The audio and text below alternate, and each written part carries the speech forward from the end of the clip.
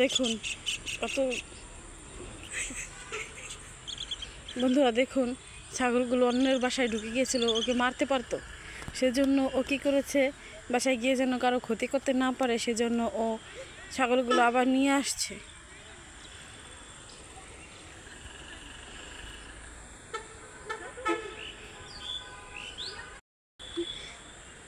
কেউ নিশ্চয়ই ওকে সাহায্য সহযোগিতা করতে আসছে, সেজন্য ওর কাছে জিজ্ঞেস করতেছে তোমার বাসা কোথায়, তোমার নাম কি, তুমি কি করো, তোমার মা বাবা কি আছে না নেই। আবার দেখাচ্ছে আমি এইদিকে সারাদিন থাকি, আমি ঘাস খাওয়াই গরু ছাগলদের। দেখুন ও যে আসছে, মহিলাটা হয়তো বা ওকে কিছু টাকা পয়সা দিয়ে যেতে পারে, কোনো সাহায্য সহযোগিতা করতে পারে ওকে। দেখুন ও হয়তো ও ওর নিজের দশার জন্য খুবই কষ্ট পাচ্ছে, ও কান্না করছে যে কেন আল্লাহ পাক ওকে এমন জীবন দিল যে ওর ছাগল চড়িয়ে খেতে হয়।